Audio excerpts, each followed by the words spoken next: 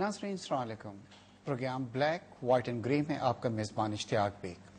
IMF ने कहा है कि अगर रिफॉर्म GST नाफिज नहीं हुआ तो IMF की जो बकाया किस्तें हैं जो तकरीबन 3.4 बिलियन डॉलर्स बनती हैं उनको रोक लिया जाएगा। IMF के दबाव में काबीना ने एक बिल पास किया है और जिसकी रूह से उन्होंने कहा है कि ये रिफॉर्म GST जो है वो नाफिज करना चाहिए। अब ये उसके बाद असेंबली में जाएगा और दोनों ऐवानों से इसको पास किया जाएगा। अपोजिशन और इत्तेहादी जमातें दोनों इसकी शदीद मुखालफत कर रही हैं और वो कह रही हैं कि हम इस फेवर में नहीं हैं कि रिफॉर्म GST जो है वो लगाया जाए, और इसके अलावा भी बिजनेस कम्युनिटी के जो नुमाइंदे हैं वो भी इसकी शदीद मुखालफत कर रहे हैं। ख़ासतौर पर FPCCI ने इस पर बहुत शदीद से स्टैंड लिया है। इन सब का कहना यह है कि ये रिफॉर्म GST अगर आप लगाते हैं तो बिल्कुल ऐसा है कि जो ऑलरेडी लोग टैक्स नेट के अंदर हैं और जो टैक्स जो है पे कर रहे हैं उनके ऊपर आप मजीद उनको निचोड़ेंगे और उनके ऊपर इसका ज़्यादा असर पड़ेगा। और ये चीज़ करने से कोई टैक्स नेट जो है हुकूमत नहीं बढ़ा रही है। हुकूमत को चाहिए कि टैक्स नेट जो है उसको बड़ा करे, रादर जो लोग टैक्स पे कर रहे हैं उन्हीं को ज़्यादा निचोड़ा जाए और उनसे मजीद टैक्स वसूल किए जाएँ। इस टॉपिक पे आज हमने डिस्कस करने के लिए दो माहिरीन को अपने स्टूडियो में दावत दी है। मेरे साथ तशरीफ रखते हैं शाहिद हसन सिद्दीकी साहब, माहिर माशियात हैं और अक्सर आप इनको टेलीविजन के प्रोग्राम्स के ऊपर माशियत के ऊपर डिस्कस करते हुए देखेंगे। साथ में सुल्तान चावला साहब हैं, सदर हैं federation of Pakistan chamber of commerce and industry के। आप दोनों मेज़बान को मैं वेलकम करता हूं अपने प्रोग्राम में। और इब्तिदा सुल्तान साहब मैं आपसे करूंगा क्योंकि फेडरेशन जो थी वो बड़ी वोकल रही है रिफॉर्म GST के बारे में। अब ये हुआ है कि IMF के प्रेशर के अंदर हुकूमत ने और काबीना ने खास तौर पर इस बिल की मंजूरी दे दी है और अब लोग कह रहे हैं कि प्रोसेस के अंदर है और शायद ये इम्प्लीमेंट भी हो जाए। आल दो अपोजिशन की पार्टी से इत्तेहादी FPCCI जो है वो इसकी बहुत मुखालिफ रही है। अब आप इसको किस तरह देख रहे हैं कि हुकूमत एडिमेंट है कि जी वो किसी तरीके से भी लाएगी क्योंकि IMF जो है वो बहुत प्रेशर उन पर दबाव डाल रही है और 3.4 अरब डॉलर्स की जो ट्रेंचेस हैं वो उन्होंने रोक ली है। अब आप किस तरह इसको देख रहे हैं, क्या इसके असरात होंगे और किस तरह आप सोचते हैं कि इसको रोका जा सकता है? बिस्मिल्लाहिर्रहमानिर्रहीम। देखिए, ये चंद चीज़ों को समझ लेना चाहिए। फेडरेशन और दूसरे तिजारती तमाम हल्के इस बात को यकीनी तौर पर महसूस करते हैं कि हुकूमत को अपना काम चलाने के लिए रेवेन्यूज़ की ज़रूरत होती है और रेवेन्यूज़ ये हासिल होने चाहिए। लेकिन ये बात भी एक वाज़ेह तौर पर जाहिर है कि ये जितने भी रेवेन्यूज़ हैं, जितने भी टैक्सेस हैं, उनका बोझ तमाम आवाम के ऊपर जिनको टैक्स अदा करने की जिनमें सलाहियत है वो यकसान तौर पर पड़ना चाहिए। आप एक ख़ास तबके के ऊपर तमाम का तमाम बोझ लाद दें तो वो ये अदायगी नहीं हो सकेगी। एक तो ये बात समझ लेनी चाहिए, मैं इसकी वजाहत करूँगा। दूसरा हमें ये भी देखना होगा कि इस रिफॉर्म GST की फॉर्मेट में या VAT की फॉर्म में या किसी भी टैक्सेशन की फॉर्मेट में अगर आवाम के ऊपर उसका बोझ इतना शदीद पड़ रहा हो कि उनमें सकत ना हो उसको उठाने की, तो उसका नतीजा तबाही और बर्बादी की सूरत में निकलता है। उससे किसी को एक फ़ायदा नहीं होता और जो आपके जहन में इस्लामी फलाही रियासत का एक तस्वुर है वो कहीं दूर जाके गरकाब हो जाता है। इन तीनों चीज़ों को सामने रखकर और साथ में ये भी कि कौमों की एक गैरत होती है, कौमों के जहन में अपने इक़्तिदार आला का एक तस्वुर होता है, उनकी एक सॉवरेंटी होती है। अगर हम ये बार बार ये तासुर दे रहे हों कि हम मजबूर हो जाते हैं किसी एक कर्ज देने वाले के हाथों, तो इससे हमारी कौम की जो सॉवरेंटी है वो भी आवाम की नज़र में बहुत मशकूक हो जाती है।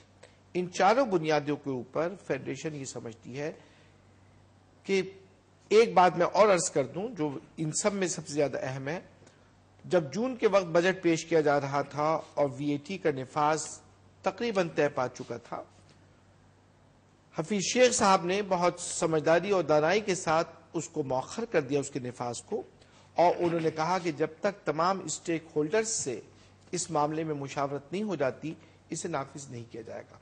5 महीने गुजरे और इस मौजू के ऊपर एक नशिस्त भी ऐसी नहीं हुई جس پہ اس ریفارم جی ایس ٹی یا وی اے ٹی کے نفاذ کے اوپر کوئی مشاورت ہوتی. تو سلطان صاحب آپ یہ کہہ رہے ہیں کہ اتنا بڑا حکومت نے جو سٹیپ لیا ہے اس کے اندر آپ لوگوں کی رائے بالکل ہی نہیں لی گئی, کوئی میٹنگز نہیں ہوئی جس میں آپ بیٹھے ہوں, ڈسکشن ہوئی ہو, قائل کیا گیا ہو یا خود قائل ہوئے ہوں, اس طرح کی کوئی چیز نہیں ہوئی؟ مجھے افسوس ہے اور شدید افسوس ہے کہ باوجود ہمارے بار بار کی یاد دہانی کے حکومت کا کوئی سیکشن اس بات کے لیے تیار نہیں تھا کہ ہمارے ساتھ, اور ہم کیا ہیں, ہم پاکستان کے پورے پرائیویٹ سیکٹر کی ایک نمائندہ جماعت ہے اور ہم اتنے ہی محب وطن ہیں جتنا کوئی دوسرا محب وطن ہو سکتا ہے. ہم نے اس بات کے لیے بار بار کوشش کی کہ ہمارے ساتھ اس ریفارم جی ایس ٹی کے جو خد و خال ہیں ان پہ ہمارے ساتھ بات چیت ہو اور جو اس کے قبیح پہلو ہیں ان کو بہتر انداز سے اس ریفارم کر لیا جائے. اب دو چیزوں کے متعلق, تین چیزوں کے متعلق بات کھل کے سامنے آ رہی ہے کہ ریفارم جی ایس ٹی کے پیکج کے اندر وہ چیز شامل ہے. آج جس وقت 22 اور 25% یا 14 سے 20% تک مہنگائی کا, انفلیشن کا مختلف طبقوں کی جانب سے تذکرہ کیا جا رہا ہے, اس کے بعد اگر آپ ان چیزوں پہ جن پہ کوئی ٹیکس نہیں تھا, مثال کے طور پر پولٹری, مثال کے طور پر کتابیں اور اسٹیشنری کا سامان جو بچوں کی تعلیم میں استعمال ہوتا ہو, مثال کے طور پہ دودھ, پیکڈ دودھ, اس کے اوپر اگر آپ 12 اور 15% کا جی ایس ٹی کا نفاذ کر دیں گے تو یہ کیا ہوگا, اس کے اثرات. تو ریفارم جی ایس ٹی اگر ہوتا ہے تو اس میں آپ سوچتے ہیں کہ بچوں کا جو دودھ ہے, کتابیں ہیں, اس پہ بھی جی ایس ٹی جو ہے بچوں کا, لگ بڑوں جائے کا گا دودھ جو پہلے ایگزمپٹڈ تھا, اس کے علاوہ جی ایس ٹی کے نفاذ کے ساتھ ساتھ آپ کی جو اس کو ساتھ میں ملا کے دیکھیے کہ بجلی کے نرخوں میں اضافہ, اس کو ساتھ میں ملا کے دیکھیے کہ لوڈ شیڈنگ, اس کو ساتھ میں ملا کے دیکھیے گیس کی لوڈ شیڈنگ, اس کے نتیجے میں جو انڈسٹری پہ تباہ کن اثرات ہو رہا ہے. آپ کی ایکسپورٹس جو پہلے 5 انڈسٹریز ان کو 0 ریٹڈ کیا گیا تھا کہ چونکہ ایکسپورٹ کیا جاتا ہے سامان, اس ایکسپورٹ کے اوپر آپ ٹیکس عائد نہ کیجئے. کہیں بھی کسی دنیا میں بھی کہیں ایسا نہیں ہوتا, وہ آپ ریفنڈ کا چکر کرتے ہیں, ریفنڈ کا ایک علیحدہ ایک سلطان صاحب میں آپ کی طرف آتا ہوں, پھر میں آپ سے ڈسکس کروں گا اس کے اوپر کہ اس کے کیا اثرات پڑیں گے. شاہد صاحب, آپ ہمیشہ بڑے مخالف رہے ہیں آئی ایم ایف کے, اور خاص طور پہ قرضے لینے کے آپ نے ہمیشہ مخالفت کی ہے. میرے اپنے پروگرامز میں آپ نے اس چیز پہ ہمیشہ زور دیتے رہے ہیں کہ حکومت کو نہیں رہنا چاہیے, اور آپ نے یہ بھی کہا ہے کہ اگر آئی ایم ایف کے ہم چنگل میں پھنس گئے تو پھر یہی تمام چیزیں ہوں گی جو ہو رہی ہیں, جس کے اندر بجلی کے نرخ جو ہیں وہ اب یہ ہوا ہے کہ فردر بڑھائے جائیں گے 2%, جو کہ لوگ افورڈ نہیں کر سکتے. ریفارم جی ایس ٹی ہے, جیسے سلطان چاولہ نے کہا ہے کہ اب کتابوں پہ اور بچوں کے دودھ کے اوپر ان چیزوں پہ ہوں گی. تو آپ اب وے آؤٹ کیا ہے, مطلب آئی ایم ایف کا پریشر ہے کہ کرنا ہے, کابینہ میں بھی لے گئی ہیں, کابینہ نے اس بل کی منظوری دے دی ہے. اگر سپوز ان کیس اب اس کو کس طرح بلاک کرتی ہیں اور یہ نہیں ہوتا تو اس کے کیا اثرات پڑیں گے پھر؟ شکریہ بیگ صاحب.